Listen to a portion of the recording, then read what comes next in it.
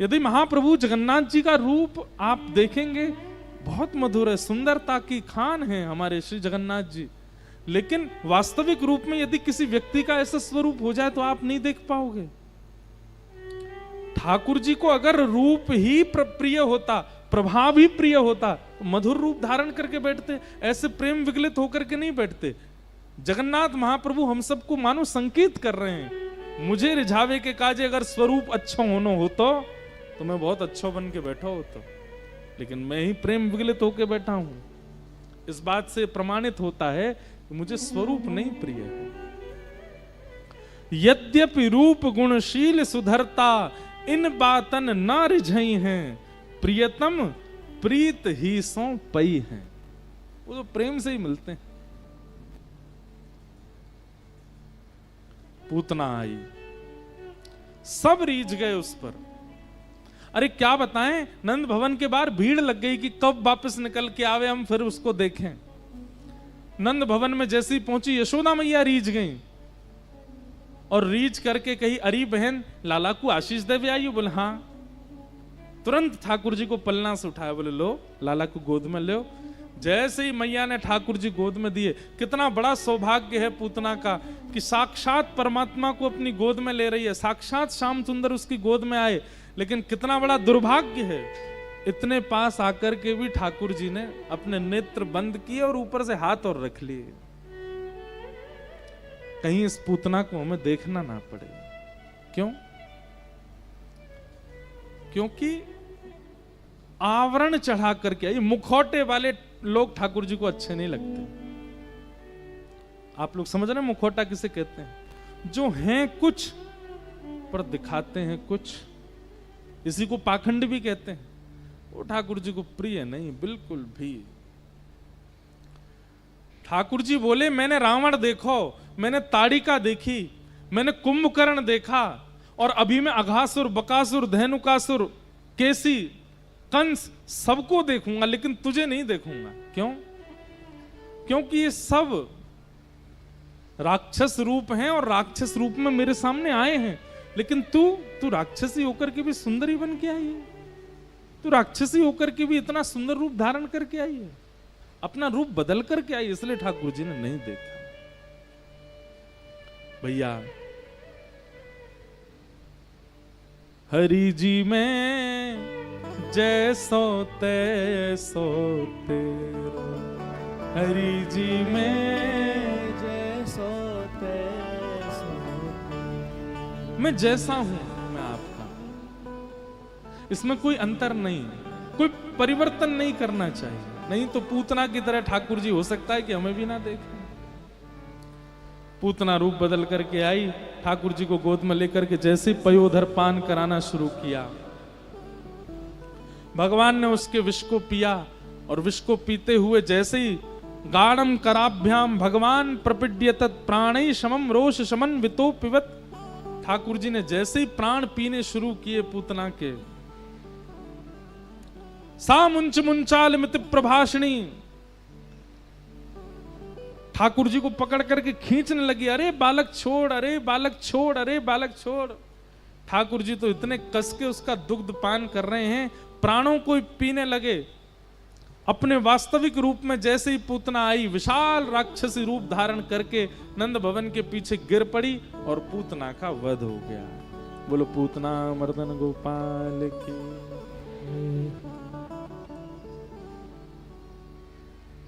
भगवान ने पूतना का वध किया। सब ब्रजवासियों को पता चला कि भैया इतनी जोर की आवाज आई, दौड़ करके जाके देखा तो पूतना मरी पड़ी है। भगवान को खोजा तो ठाकुर जी उसके ऊपर ही पयोधर पर लेटे हुए मिले। ऐसे हमारे बाल गोपाल प्रभु, उनको उठा करके सब ब्रजवासी गौशाला गए। गौमूत्रेण स्नापित्वा पुनर्गौरज सार्भकम, गौमूत्र से स्नान कराया, गौरज को अंगों पर लगाया और ठाकुर जी को मधुर आनंद कराया। ऐसी प्रथम राक्षसी पूतना आई। इस पूतना से सावधान रहना है।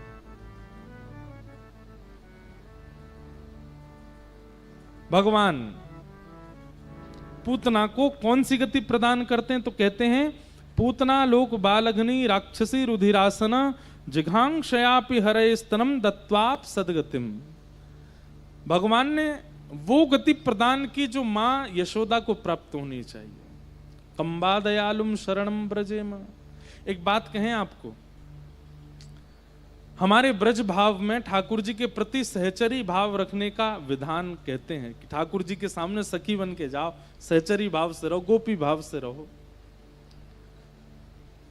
लेकिन यदि किसी के चित्त में ठाकुर जी के प्रति सहचरी भाव प्रकट ना हो रहा हो, सखी भाव, तो जबरदस्ती मत करना। तो फिर दूसरा भाव है क्या? वात्सल्य भाव, जैसे यशोदा जी का है ठाकुर जी के प्रति, वो भी ठाकुर जी को बहुत प्रिय लगता है। जैसे एक माँ अपने लाला को लाड़ लड़ाती है, जैसे माँ अपने बालक की सेवा में रहती है, वैसे सेवा करो ठाकुर जी की, वो ठाकुर जी को प्रिय है। हमारे गोसाई श्री विठलनाथ जी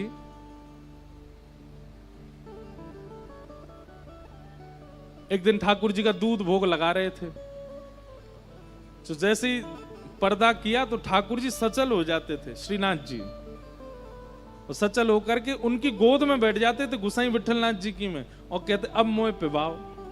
तो गोसाई विठलनाथ जी ऐसे पात्र में दूध लेते कटोरी में, और फिर उसको ऐसे घुमा घुमा के ठंडा करते, ठंडा करके फिर ठाकुर जी के अधर से लगाते, ठाकुर जी पीते। एक दिन ठाकुर जी ने एक लीला करी। कैसी लीला? जैसे पर्दा किया दर्शनार्थियों के आगे, सोई ठाकुर जी ऐसे रहते थे, सहज हो गए, सहज होके उतर के आए, गोसाई जी की गोद में बैठ गए। गोसाई जी बोले जय जय दूध पियो। लो दूध लेकर के थोड़ा ठंडो सो करके जैसे ही मुख में पधरायो, ठाकुर जी ने मुंह पीछे कर लियो। कहा हो जय जय, आनंद ना आ रो? या में मीठो कम पड़ो है, नेक और मीठो डाल के लाओ, या में मीठो ना है। अच्छा एक बात तो पक्की है, हमारे ब्रज के ठाकुर जी को इतना मीठा प्रिय है कि होठ चिपक जाएं, इतना मीठा पीते हैं। अब बात तो भैया मीठे चीनी गुड़ खांड की नहीं है, ठाकुर जी को प्रेम का मीठा चाहिए, बहुत भाव से बनाया गया वो बहुत मीठा लगता है। उसका द्योतक ठाकुर जी हमें बताते हैं, बोले इतनी मीठी सामग्री क्यों? ठाकुर जी मानो संकेत कर रहे हैं, बोले मुझे प्रेम युक्त होकर के पवाओ, मुझे मीठा प्रिय है। बरस रहे हैं क्या ऊपर से? तभी तो गिरिराज जी उठाएंगे आज, लेकिन इतने नहीं बरस जाएं कि हम सब रे डूब जाएं। आज नौका विहार भी जल क्रीड़ा होगी ना, तो अपने आप ही सब व्यवस्था कर रहे हैं ठाकुर। हमने बहुत अनुभव किया, देखो आपको हम कोई बड़ी बात नहीं कह रहे, पर कथा जब मन से होती है ना और मन से कराई जाती है, तो प्रकृति वैसा भाव प्रकट करने लगती है जैसी लीला होती है। आज ठाकुर जी का नौका विहार जल क्रीड़ा है अपने आप ही, और कथा में गिरिराज धारण लीला है, तो इंद्र पहले ही बरस रहे हैं। हम बरस जाएं तभी तो धारण करेंगे। आहा। गोसाई जी से बोले ठाकुर जी मीठो कम है, या में मिला के लाओ। गोसाई जी ने फिर से ठाकुर जी को खड़ा किया, फिर ऐसे खड़े हो गए श्रीनाथ जी, दर्शन खोल दिए, रसोई घर गए, दूसरा दूध औटाया, उसमें थोड़ी और खांड डाली, फिर से सिद्ध करके लाए, पर्दा कियो, ठाकुर जी फिर से गोद में बैठ गए, दूध लेकर के नहीं फूंक मारे वहां में। फिर ठाकुर जी मैं भी मारूंगा फूंक, मोह दो। फिर ठाकुर जी के पास लेके आमे, तो ऐसे फूंक मारे कि दूध उड़ के गोसाई जी के मुंह पे ही जावे। ऐसे खेलते हैं ठाकुर जी गोसाई जी के साथ। बड़ी लीलाएं की हैं हमारे श्रीनाथ जी ने वृंदावन में, गोवर्धन में। जय जय ऐसा ना खेलो करें, चलो पियो। जैसे मुख लगा के पीने लगे, गोसाई जी बोले अब ठीक है, अब बहुत मीठो है गो, अम्मो अच्छो ना लग रहा, अभी ज्यादा मीठो है गो, दोबारा बना के लाओ। गोसाई जी बोले इनके नाटक नहीं खत्म होते हैं। फिर से खड़े किए, ठाकुर जी दर्शन खोले गए। अब की बार गोसाई जी ने क्या किया, दूध अलग लाए और खांड अलग लाए, और संग में चम्मच और ले आए। ठाकुर जी को गोद में बैठा के दूध रख दी और खांड रख दी, बोले लो अपने आप मिलाओ पी लो। तो ठाकुर जी के नेत्रों में आंसू आ गए। अरे जे जे रो काई को रहे हो? बोले तुम मोकू लाला मान के सेवा करो, तुम मेरे प्रति लाला भाव रखो, वात्सल्य भाव। और लाला पे कोई चीनी मिलानी आवे हैं? कभी कोई मैया अपने बालक से कहेगी तू चीनी मिला के दूध पी ले? मुंह पे ना आवे। बालक तो अपनी मैया के अधीन रहे। मैं कैसे अगर तुम ये बात मानने हो कि मुंह पे चीनी मिलानी आवे, तो मैं अपनी भ्रगुटी टेढ़ी करके प्रलय भी कर सकूं, फिर मैं परमात्मा बन जाऊंगा। लेकिन तुम्हारो भाव मेरे प्रति लाला को है, तो फिर लाला मान के मेरी सेवा करो। तो भैया अगर किसी के चित्त में, इधर देखो, यहां देखो, यहां देखो, सुनो, ज्यादा से ज्यादा भीगोगे, पिघलोगे नहीं, और कुछ नहीं होगा। आज भीगे ही जाए, ऐसा रह जाए, तभी तो आनंद आवे। एक बार हमारी यही उड़ीसा में कथा थी, बरगढ़ है, बरगढ़, और जो भी है नाम, वहां पे भी ऐसे ही महाप्रभु जी विराज रहे थे पीछे। इतनी बारिश हुई, पूरे पंडाल में पानी नहीं, व्यास मंच पे ही गिरा ऊपर से। और महाप्रभु जगन्नाथ जी, दो ही लोग भीग रहे थे, मैं और महाप्रभु जी। तो पूरी छतरी लेके 2-2.5 घंटा कथा की थी हमने, बहुत आनंद आया था। तो हम क्या भाव कह रहे थे? अगर ठाकुर जी के प्रति गोपी भाव नहीं बनता, सहचरी भाव नहीं बनता, सखी भाव नहीं, क्योंकि कई लोग इसका उपहास करने लगते हैं। महाराज जी आप भी क्या यूं बोलते हो, सखी बन जाएं ठाकुर जी के लिए? कई लोगों को ये उपहासजनक लगती है बात।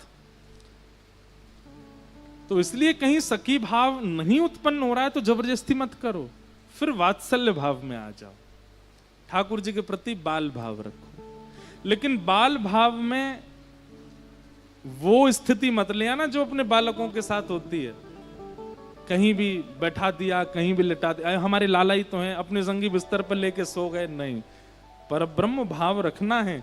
पर जब सेवा में सामग्री पधराते हैं, भोग पधराते हैं, श्रृंगार करते हैं, आरती करते हैं, उतनी देर आपको वात्सल्य भाव रखना है। आरती नहीं कर रहे, सामग्री नहीं पधरा रहे, भोग, उतनी देर पर ब्रह्म भाव रखना है। परमात्मा है, उनकी गरिमा महिमा सबका ध्यान रखा जाए। वात्सल्य भाव भी भगवत प्राप्ति में एक बहुत निपुणता ला सकता है। इसलिए वात्सल्य भाव रखो, ठाकुर जी के प्रति लाला का भाव रखो। सखी भाव, गोपी भाव, सहचरी भाव वो किशोरी जी की कृपा से आएगा। उसके लिए बहुत साधना करनी पड़े। साधना मतलब तप वाली साधना नहीं, उसके लिए हमारे ब्रज में कहते हैं, प्रेमी रसिक रसिकन की बातें रसिक बिना को समझ सके ना।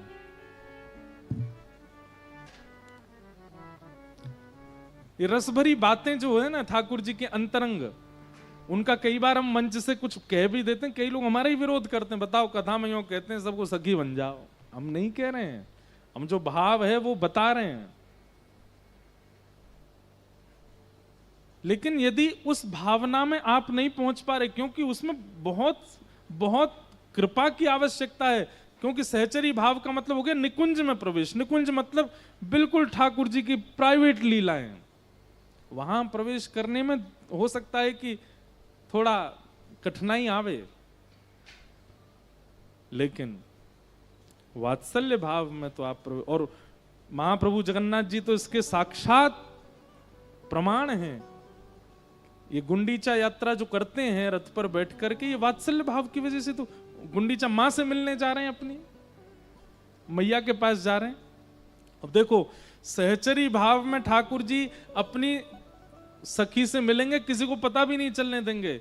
लेकिन मैया से मिलने जाते हैं तो पूरे नगर में ढिंडोरा पीटते हुए जाते हैं, रथ पे बैठ के जाते हैं, सबको दिखाते हुए जाते हैं।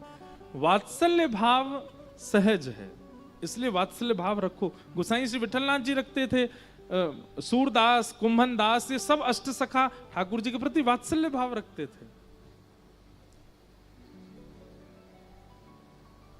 वात्सल्य भाव यशोदा मैया का। लाला अब 3 महीना के है गए, और 3 महीना के जैसे ही लाला भये, गदमदरा से लाला ने करवट पटली।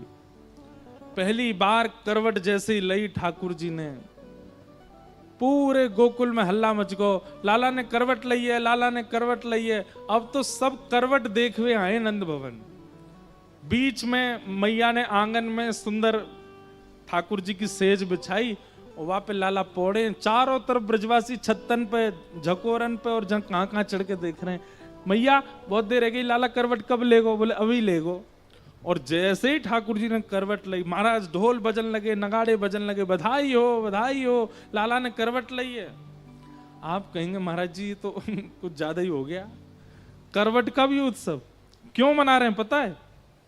ब्रजवासी कह रहे हैं अभी तो करवट ली है, कल को बैठनो सीखेगो, फिर चलनो सीखेगो, फिर चल के नंद भवन से बाहर आवेगो, फिर हमारे संग हाथ पकड़ करके खेलेगो, नाचेगो, गावेगो, घूमेगो, आनंद करेगो। अरे भैया अब दिन ज्यादा दूर नहीं, जैसे सफर में चलता व्यक्ति माइलस्टोन जैसे जैसे क्लियर होते जाते हैं वो उत्सुक होता, अब इतना ही दूर रह गए, इतने ही दूर रह गए। ऐसे ही ठाकुर जी के संग खेलने कूदने आनंद करने की प्रतीक्षा कर रहे हैं ब्रजवासी। और उसका प्रथम पड़ाव पार हुआ कि ठाकुर जी ने करवट ली है, इसलिए उत्सव हो रहा है।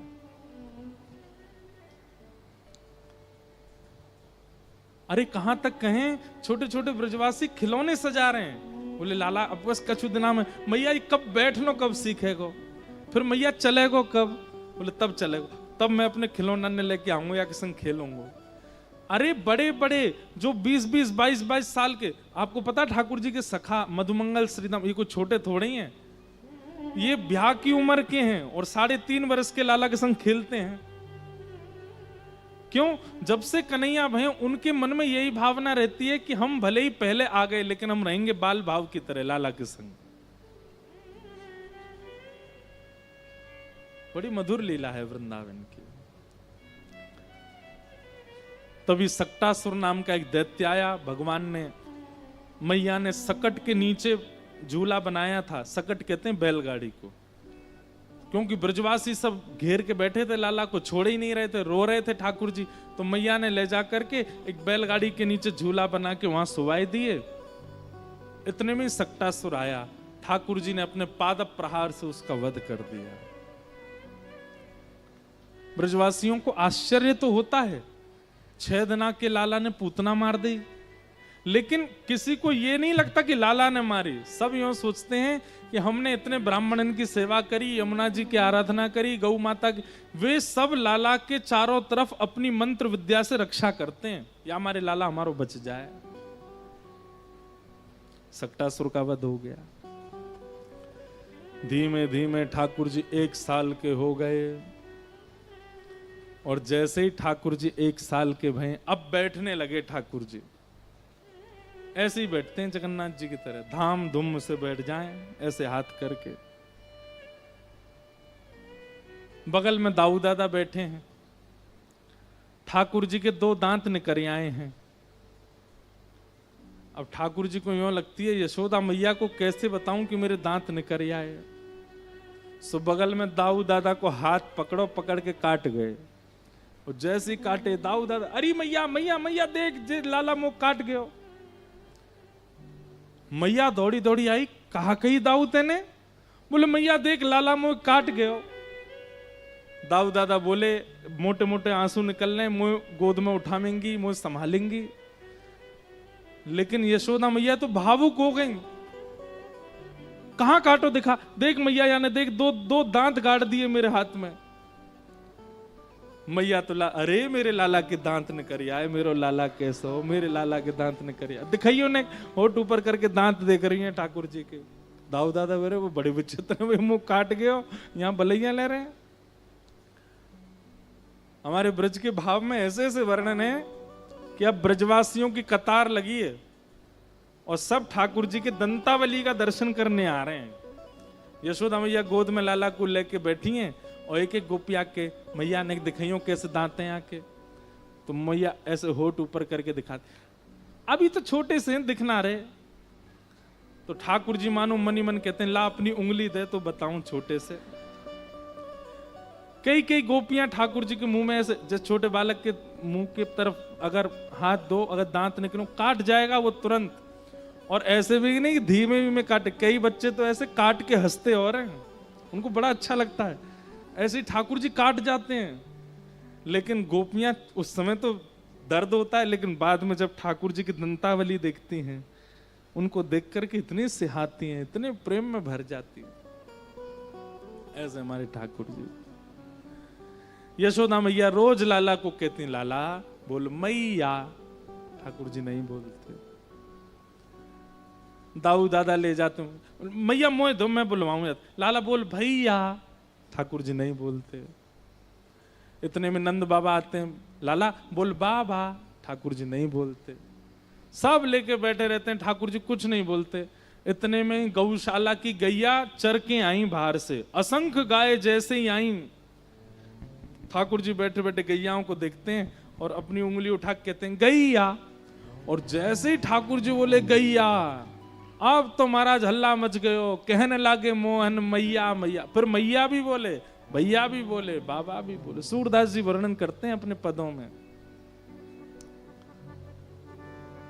कहने लागे मोहन मैया मैया, पितानंद सो बाबा रे बाबा, और हलधर सो भैया,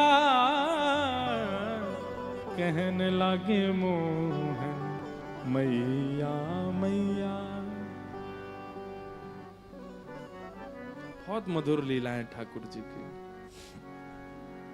यशोदा मैया छोटे छोटे पैरों में ठाकुर जी के नूपुर पहना देती हैं और अपनी उंगली ऐसे ठाकुर जी के हाथ में पकड़वाती हैं और फिर धीमे से लाला को खड़ा करती हैं और फिर धीरे धीरे मैया चलना सिखाती हैं। धीमे धीमे ठाकुर जी अपने चरण आगे धरते हैं, चलना सीख रहे हैं।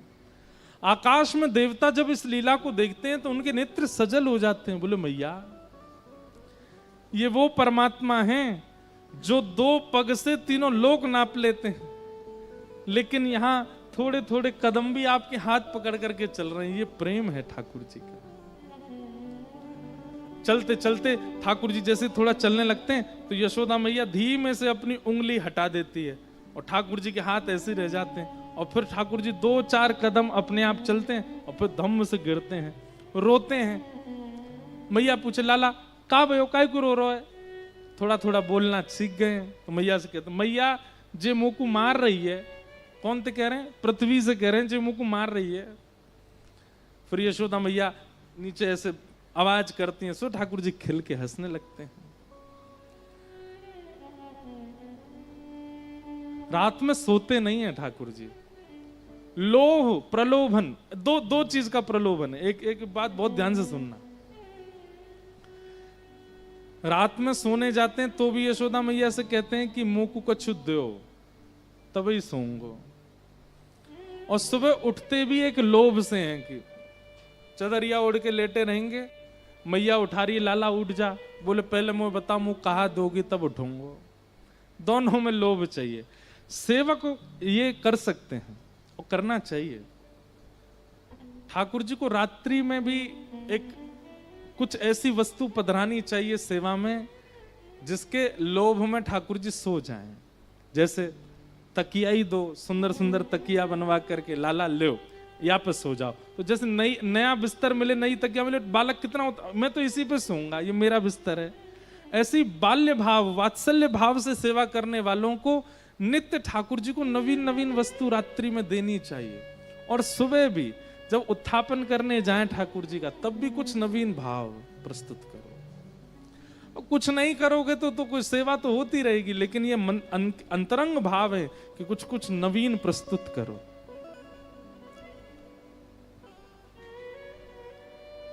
यशोदा मैया खूब सुला रही है, लेकिन लाला सो नहीं रहे हो। इतने में मैया लाला को गोद में लेकर के खिड़की के पास जाके बैठ गई और ठाकुर जी पूछ रहे, मैया जी कहा है? ठाकुर जी बोले, मैया बोली, लाला जी चंद्रमा है। अच्छा जी चंदा है? मैया बोले हाँ। मैया या को मोह दे दे। अब बालक कुछ चीज मांगने लग जाए वो तो कुछ भी मांग सकता है। ठाकुर जी कह रहे हैं मुंह को, मैया ये चंद्रमा दे दे। मैया बोली, लाला तू कैसी बात करे, जी कहां से ले आऊंगा तेरे का जी? ना मैया मुंह को तो जे ही चाहिए। चंद्र खिलौना ले हो सुमैया मोरी, चंद्र खिलौना बंधुओं, कभी बाल लीलाओं का अनुभव करना हो ना, सूरदास जी के पद देखो, इतने सुंदर सुंदर पद हैं। ठाकुर जी कह रहे हैं मुकु मैया चंद्रमा चाहिए तभी सोऊंगो, जब चंद्रमा मेरी जेठ में आ जाएगा मैया को पकड़ लूंगा तब सोऊंगो, नहीं तो नहीं सोऊंगो। मैया बोली लाला जी कोई हटकरवे वाली बात है। यशोदा मैया ने खिड़की के पास एक परात में जल भर के रख दिया, उसमें चंद्रमा का प्रतिबिंब दिखने लगा। तो मैया बोली देख चंद्रमा नीचे आ गो। ठाकुर जी देखने लगे, खुश हो गए, अरे मैया ये तो चंद्रमा में, अब चल सो जा। ठाकुर जी गोद में लेट गए, चंद्रमा देख रहे हैं। देखते देखते पता नहीं क्या हुई, ठाकुर जी ने जोर से जैसे ही हाथ मारा सोई पानी छलक गया। अब तो ठाकुर जी रोने लगे, बोले मैया तू मोते झूठ बोला है या जल में प्रतिबिंब दिखा के यूं कह रही चंद्रमा नीचे आ गो। चंद्र खिलौना ले हूं सुमैया मोरी, चंद्र खिलौना ले हूं सुमैया। और मैया अगर तेने मुझको चंद्रमा नहीं दियो तो सुरभि को पे पान न करी हूँ, सुरभि को पे पान न करी हूँ, सुरभि को पे पान न करी हूँ, सुरभि को पे पान न करी हूँ, बेणी सिर ना गुथे हूँ सुमैया मोरी, बेनी से ना गुथे हूँ सुमैया। मैया अगर तेने मुंह को चंद्रमा नहीं दियो तो मैं दूध नहीं पीऊंगा कल ते। मैया बोली दूध ना पीवे को? बोले ना मत पीवे, वैसे ही तू कारो कारो भयो है, दूध ना पीवे को तो और कारो है जाएगा, तेरो ही ब्याह ना होएगा फिर। और दूसरी तेने कहा कि बेणी सिर ना गुथे हूं, बेणी कहते हैं चोटी को। मैया रोज घुंघराले केशों को ऐसे बांध करके ठाकुर जी की चोटी बनाती है, उसमें एक मोर पिछ लगा देती है। ठाकुर जी कह रहे हैं मैया अगर तेने मुंह को चंद्रमा नहीं दिया तो मैं तोते अपने सिर नहीं गुथवाऊंगा, अपनी चोटी नहीं बनवाऊंगा। मैया बोली मत गुथवावे, कंगी ना करवावे को, चोटी ना बनवावे को, जुआ पड़ जाएंगी तेरे बालन में और तो खींच के ले जाएंगी जमुना जी में फेंक आएंगी सबरी। ठाकुर जी बोले ना देगी तू मुझको चंदा? मैया बोली ना दे रही। बोल और कहा करे को बता। जय हो लोट अब ही धरणी पे, जय हो लोट अब ही धरणी पे, तेरी गोद न आए हूँ सुमैया मोरी, तेरी गोद न आए। मैया की गोद से उतर करके बोले मैं लेट रहा हूं जमीन में और मैं जमीन में ही सोऊंगा, मैं आज तेरी गोद में ना सोऊंगा, मैं नीचे ही सोऊंगा। कैसी हट है ठाकुर जी की, बाल हट। मैया बोली सो जा, जमीन में ही पड़ो रे, खूब सारी मट्टी लग जाएगी, एक तो कारो ऊपर तो बुरो रह जाएगा, मोह कहा है तेरो ही बुरो होगा। सो ठाकुर जी उठ गए, अपने सब कपड़े साफ करने लगे। अब तीसरी बात क्या कह रहे, मैया मैं जा रहा हूं गोकुल में हल्ला मचा के आऊंगा। मैया बोली कहा हल्ला मचा के आवेगो? बोले मैं सबन को ये कह के आऊंगा, हूं तो सुत में नंद बाबा को, हूं तो सुत में नंद बाबा, तेरो सुत ना कहे हूं सुमैया मोरी, तेरो सुत ना कहे हूं सुमैया।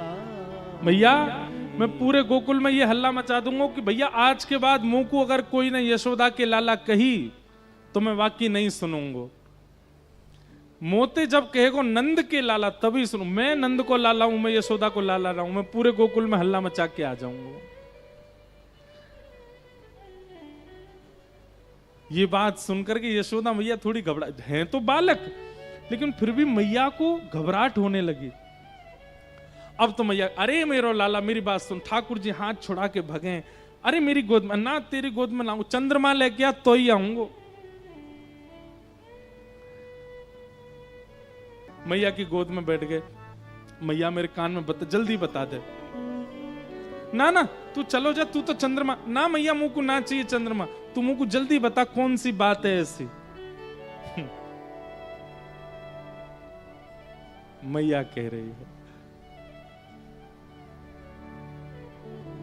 हंस समझाए कहत यशोदा, हंस समझाए कहत यशोदा। ऐसे कान पे हाथ धर के यशोदा मैया, जैसे छोटे बालक कोई सुन नहीं ले, ऐसे मैया कह रही है। तो ठाकुर जी और ध्यान लगा, हाँ मैया जल्दी बोल, कहा बात है।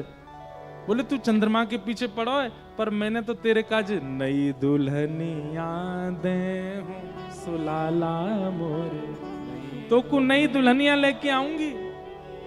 चंद्रमा तो रूप गुण सुंदर, ये चंद्रमा का हाथ चले वाक्य आगे, ऐसी सुंदर तेरे काजे लाली लेके आऊंगी, ऐसी सुंदर तेरे काजे बहू लेके आऊंगी।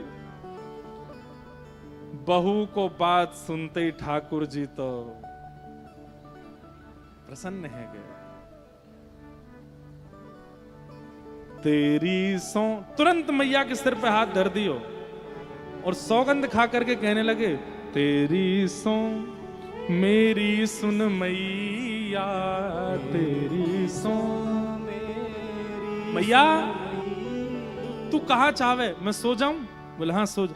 तेरी सौगंध खा के कह रहा हूं, मैं झट सो जाऊंगा, लेकिन मेरो पहले ब्याह करा, अभी ब्याह करा मेरो। तेरी सो मेरी सुन मैया, तेरी सो मेरी सुन मैया, मैं अब ही ब्यावे जय हूं सुन मैया मोरी, अब ही।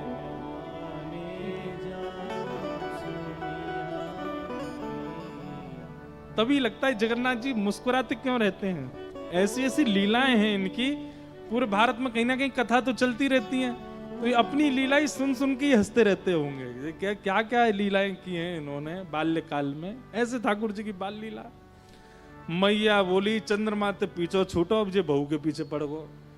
अब तो ठाकुर जी कभी कंधा पे चढ़ जाएं, कभी लो मैया बताना मेरो कब ब्याह करेगी, मेरो ब्याह कब करावेगी मैया, तू बता दे मोए।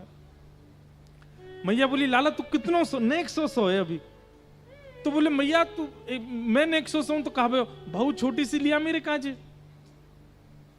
मैया बोली कितनी छोटी? इतनी छोटी लिया मैया, मैं अपने गोजा में धर के गई अचरा भी चलो जाए करूं, ऐसी बहू लिया।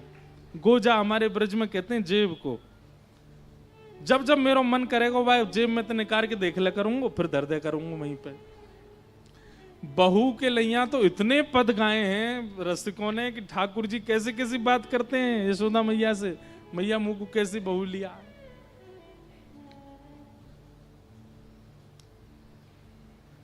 सूरदास जी महाराज इस पंक्ति को लिखते लिखते रोने लग गए।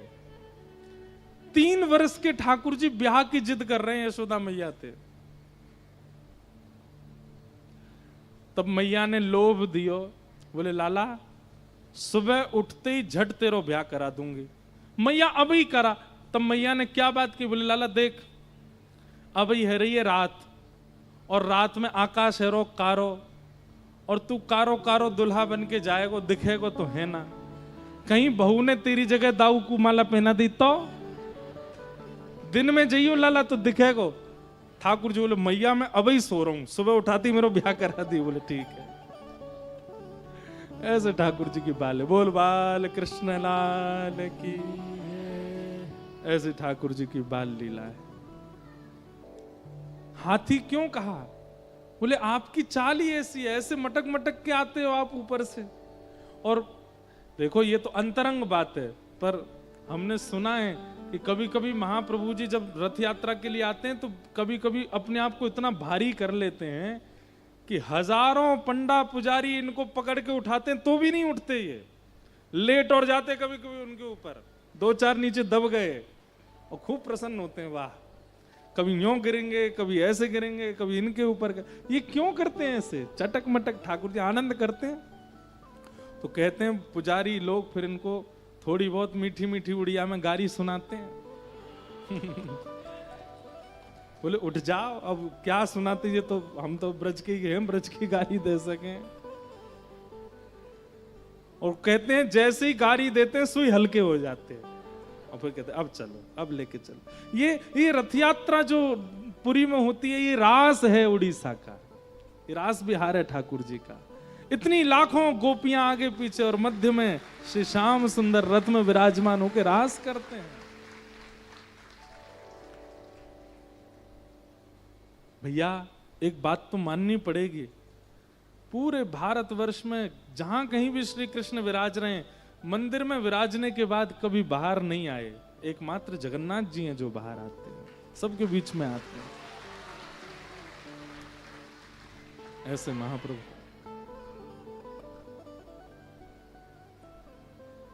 अद्भुत लीला है। हम साल्विक की स्तुति गाते हैं, फिर साल्विक की स्थिति का जब स्मरण करते हैं ना, मेरे तो जितनी बार हम गाते हैं उतनी बार हमारे रोंगटे खड़े होते हैं। इतना सुंदर भाव है। आज भी महाप्रभु जगन्नाथ जी का रथ साल्विक की समाधि के सामने रुक जाता है। आज भी ठाकुर जी याद करते हैं साल्विक को। है कोई भक्त वत्सल? अरे हमारी भक्ति में ही कमी है, इसलिए भक्त वत्सलता का हमको दर्शन नहीं होता। वो तो आज भी कृपा करने के लिए बैठे हैं सबके ऊपर।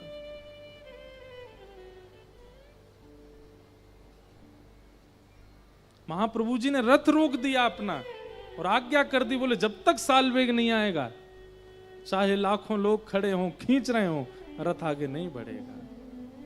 और जब साल्वेग आए,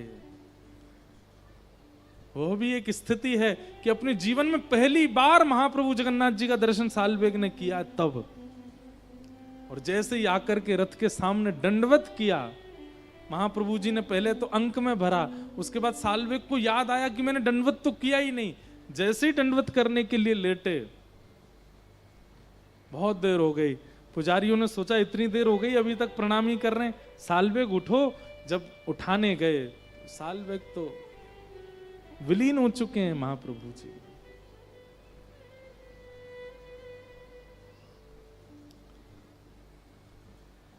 तो रथ यात्रा जो उड़ीसा में होती है ना, ये 15-20 दिन का उत्सव, ये महारास है उड़ीसा का। हमने आज तक रथ यात्रा का दर्शन नहीं किया है, डिजिटली किया है, प्रत्यक्ष उपस्थित होके तो अभी तक।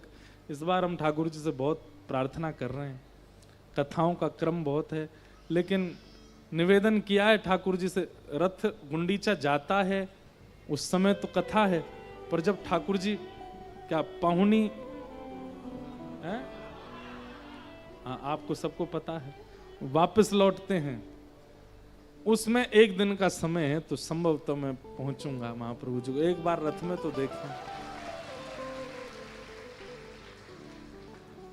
नंदी घोष रथ में महाप्रभु जी विराजमान होते हैं, और क्या अद्भुत दर्शन देते हुए पूरे सब को, जो अंदर नहीं आ पाया उसको बाहर मिलने आते हैं ठाकुर जी, सबको देखते हैं। तो ये तो चटक मटक ब्रज में नहीं है, ये तो आपके पुरी में भी चटक मटक ही बैठे हैं। क्या बढ़िया दाल भात रोज पाते हैं।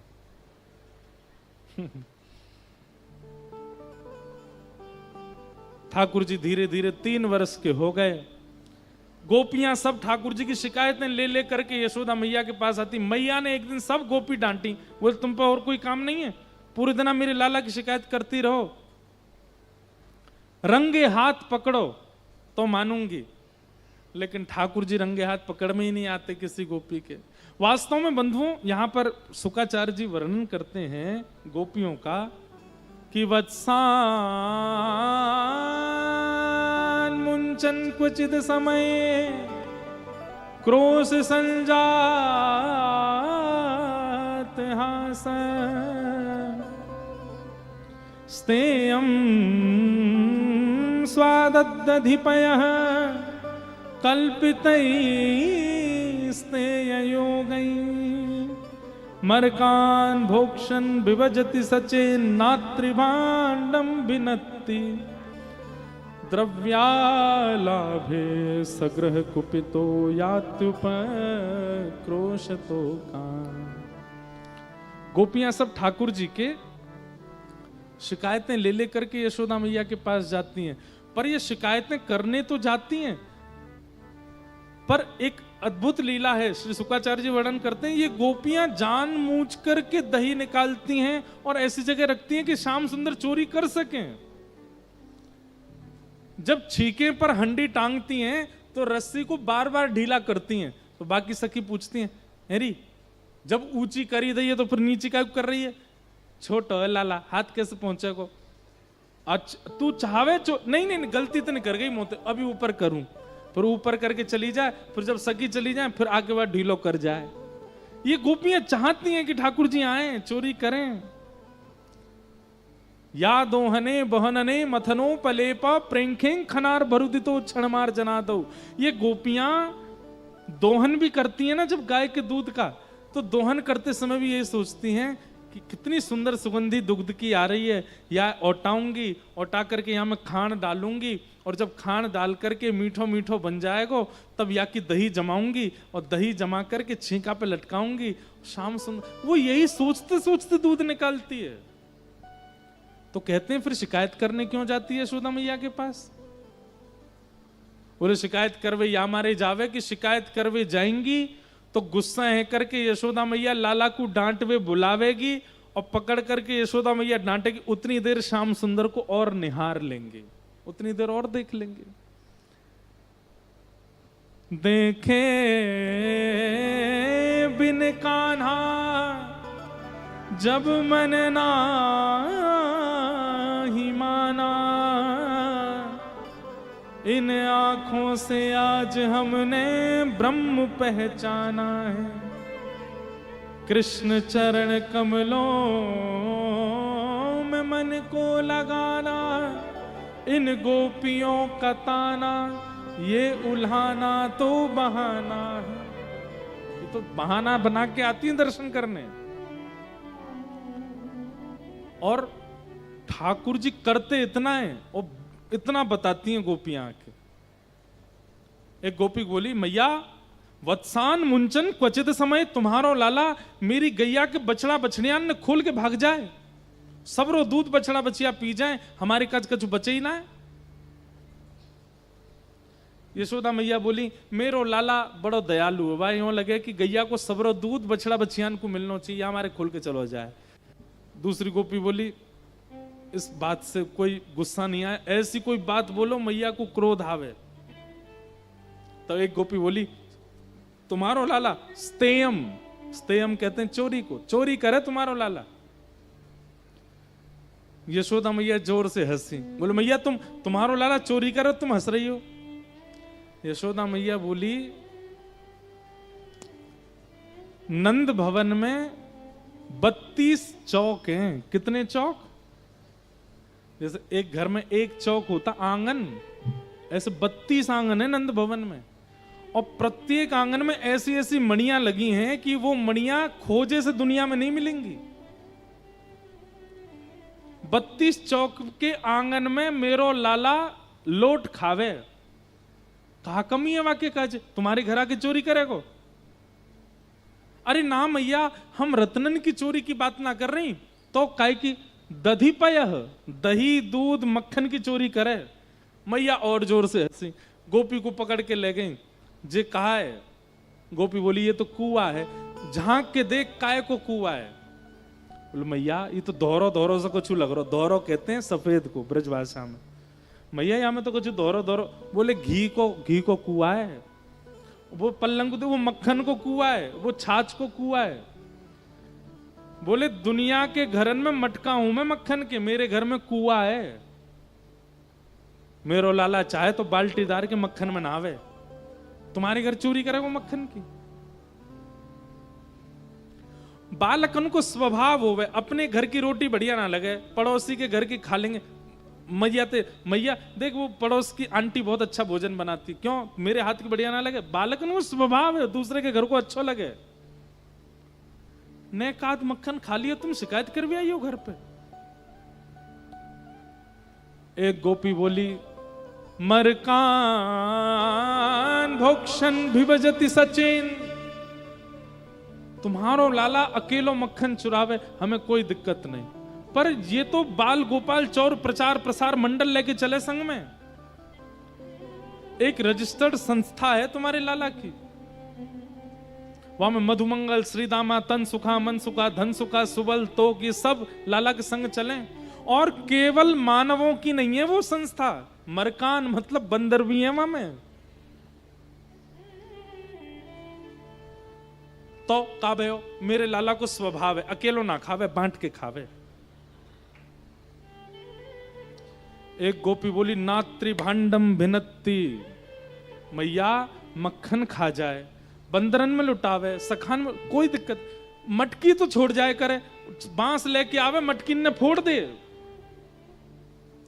मैया बोली, मेरे लाला को स्वभाव है मट्टी को बर्तन एक बार ही प्रयोग करना चाहिए, फिर वाकू नष्ट कर देना चाहिए, दूसरों मटका लाना चाहिए, एक थाली में बार बार ना पावे। गोपियां बोली, हमारे सारे बाण निरर्थक हो रहे हैं, कुछ ऐसा बोलो जिससे मैया को क्रोध आवे। एक गोपी बोली, मैया इन सबन की छोड़ो, मेरी सुनो। बोले, तू बता। मेरे पति 60 वर्ष के भय परसों, उनको जन्मदिन हतो, मैंने घर पे सत्यनारायण भगवान की पूजा रखी और सबरे ब्रजमंडल में हल्ला करवायो कि भैया सत्यनारायण भगवान की पूजा, सब पंजीरी खावे आई हो। पंजीरी समझते हैं? पंजीरी का भोग लगता है सत्यनारायण भगवान को। तुम्हारे लाला पतो चल गई, सवेरे सवेरे आगो मेरे घर बिना नहाए धोए, और आंख मीट तो भयो आयो, अभी उठो ये काजल फैल लो पूरो। मु तो बोलो, भाभी कहा बना रही है? मैंने की लाला दूर दूर भीतर मत ही, तू नहायो ना, अभी धोयो नहीं, जय जय के काजे भोग बननो है। कौन सो जय जय? बोले सत्यनारायण। तो बोले टेढ़ो सो मुंह करके और कमर पे हाथ धर के बोलो, भाभी सांची पूछे, असली जय जय तो मैं हूं, मेरो भोग लगा दे। कि सत्यनारायण कछु ना देखो, तू मेरो भोग लगा। तो मैया मोए ने गुस्सा आ गई, तो मैंने ने ऐसे धीमे से हाथ ऐसे मार दियो, कही चल नहावे ना धोवे, मुंह दोनों जाने ना बने जय जय, चल नहा किया। तो टेढ़ी से, अच्छा जय जय मार रही है तू को दंड मिलेगो, नरक जानो पड़ेगा तू को। हाँ चली जाऊंगी नरक, चल भगी आते। मैंने मैया ने एक भगाए दियो, इतनी बुरी लग गई लालाए, बाहर से कुत्ता के 2 पिल्ला उठा लायो और सत्यनारायण भगवान के सिंहासन पर पटक के भाज गए माते। और जाते जाते बोलो, मैं भाभी अपने जय जय देख लेने के एक बार। मैं दौड़ के गई, सत्यनारायण भगवान के बगल में 2 पिल्ला बैठे हैं, ऐसो तुम्हारो लाला। अब मैया धीमे धीमे हंस रही है, बोले तेरे तो सत्यनारायण भगवान के बगल में पिल्ला बैठा के गयो, नंद बाबा के तो शालिग्राम जी खा गयो गुलाब जामुन समझ के। ये तो कृपा करिए, ऐसो को चुना कियो लाला ने।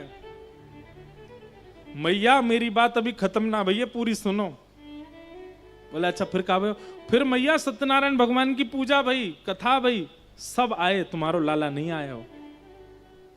मैंने मधुमंगल ते कही कि जाके लाला बुलाला, वो क्यों ना आयो?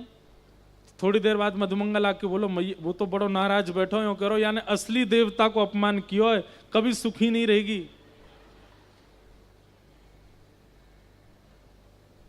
मैया ऐसा उधम। अब यही बात पूरी नहीं भैया, मैया फिर कैसे बताऊं आगे, यानी कहा क्यों? मैया बोली नहीं बता, तू कहा क्यों? बोलो मैया आधी रात सब मेहमान चले गए, दाल बाटी पा करके मैं और मेरे पति सो गए, 60 वर्ष के मेरे पति भय। आधी रात में तुम्हारो लाला खिड़की ते हमारे कमरा में आ गो। अब ये ठाकुर जी ने किया नहीं है, जबरदस्ती बना रही हैं। और मैया मेरे पति की दाढ़ी मेरी चोटी ते बांध के भाज गए। और जैसे ही नींद खुली मेरी, मैंने जैसे ही उठी तो पति की दाढ़ी खिंचे, मेरी चोटी खिंचे। मैया बोली ये लाला ने कियो? बोले हाँ मैया तुम्हारे लाला ने कियो। फिर कहा भयो?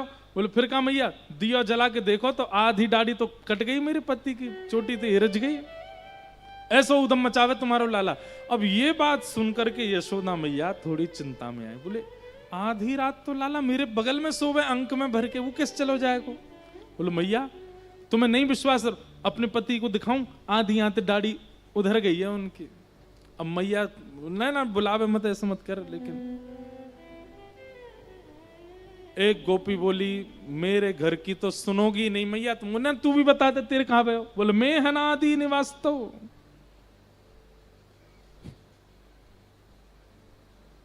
एवं धास्त्यान्युसति कुरुते मेहनादि निवास्तो। मैया ये भी ठाकुर जी ने किया नहीं है, जबरदस्ती बोल रही है क्या। अब पता चल गई मैया को गुस्सा आ रही है तो बड़ा चढ़ा के बोलो। बोले मैया मेरे घर तुम्हारो लाला माखन चोरी करवे आयो, लेकिन ऊंचो छीको जान के चोरी नहीं कर पायो। सो एक दिन मुझे बोलो तेरे घर आए हम और इतनी ऊंची तेने मटकी टांग रखी, चोरी ना भाई। मैंने कि लाला मैं तो ऐसे ही टांगूंगी, तू कभी ना चोरी कर पाएगा, और मेरे घर तो झांकी हो मत, तो को कछु ना मिलेगा। तो मोते बोलो तेरे घर ते हम भूखे लौटे हैं, हम भी नंद जी के लाला नहीं, अगर एक दिन तुम्हारे घर में सब भूखे नहीं रहे तो। यशोदा मैया बोली फिर का कियो। बोले फिर का मैया, आदमी भूखों के कब रहे जब वहां को चूल्हो टूट जाए। बोले तेरो चूल्हो टूट गो। बोले चूल्हो ना टूटो। बोले तो कहा कियो। बोले मैं हनादि निवास्तो, रात के अंधेरे में सुबेरे सुबेरे सबन के उठवे थे, पहले तुम्हारो लाला आयो और मेरे चूल्हा पे बैठ के धोती उतार के सब करे आयो। यशोदा मैया बोली कन्हैया ने कियो। हाँ मैया तुम्हारो लाला। अब मैया को क्रोध आया। बोले मेरो लाला ऐसा ना कर सके, मेरो लाला तो आचार विचार शुद्धि को पालन करे, वो ऐसे कैसे कर दे। बोले मैया चल दिखाऊं तो चूल्हा, अब वो विराजमान है। मैया बोली तो रुक मैं अभी लाला बताऊं। और मैया ने सुबह सुबह का समय, ठाकुर जी की मैया रात में ऐसे काजल लगा देती है आंखों में, यहां पे 2-3 बिंदी लगा देती है, लाला को नजर नहीं लगे। सुबह सुबह ठाकुर जी 5 वर्ष तक तो पलना में ही सोए हैं, अभी 3.5 वर्ष के हैं। मैया ने आवाज लगाई लाला ओ कन्हैया। अब रोज तो मैया आती है। अच्छा ठाकुर जी ऐसे नहीं उठते हैं, कैसे उठते हैं पता है, नींद में ही यशोदा मैया नीचे हाथ लगाती है और लाला को ऐसे उठावे, आंख नहीं खुली है, और तभी लाला के मुख में दूध को पात्र लगा दे। ठाकुर जी पीते पीते पीते फिर आंख खोलते हैं, ऐसे नींद उठती है ठाकुर जी की। लेकिन आज यशोदा मैया नीचे से ही चिल्ला रही है। ठाकुर जी बोले खाएगो मैया नीचे से ही बुला रही है। आंख मीड़ते भय ठाकुर जी जैसे ही आए, इतनी सारी गोपी सुबह सुबह देख करके ठाकुर जी डर गए और यशोदा मैया के पीछे छिप गए, और मैया की एक साड़ी को एक भाग उठा करके ठाकुर जी वहां के अंदर घुस गए। बालक डरे सुबह सुबह, इतने लोगों ने ना देख पावे। तभी ब्रह्मा जी कहते हैं वेद तरी प्रतुशाखम मृगतम मिलितम न तद ब्रह्म मिलितम मिलितम कहां गोप वधूटी पटान चले न बद्ध। अरे देखो तुमको वेदों में विधाता नहीं मिलेंगे, तुमको तीनों लोकों में विधाता नहीं मिलेंगे, मिलेंगे कहां मिलेंगे। बोले ब्रज की एक अनपढ़ सी गोपी की साड़ी में लिपटे हुए मिलेंगे, वहां देखो वो रहे विधाता। ठाकुर जी धीमे से ऐसे मैया की साड़ी हटा में, गोपी ने देखे फिर जग जाए। मैया के लाला इतकू हुआ, सबरी गोपी कहा कह रही हैं। सब गोपियों ने जो जो शिकायत की मैया ने ठाकुर जी को बताया, और गोपियां सब अपलक नेत्रों से ठाकुर जी को देख रहे हैं। इसी के लिए तो आई थी वो। ठाकुर जी के नेत्रों में मोटे मोटे आंसू आ गए, और गोपी ने देख करके कह रहे मैया तेरी सौगंध खा के कह रहा हूं, मुंह जेऊ ना पतो इनको घर कौन सी गली में झूठ बोल रही है सबरी, मैंने कछु ना कियो मैया। ना लाला तेरे ऊधम तो बढ़ते जा रहे हैं, मुंह को सब पता चली।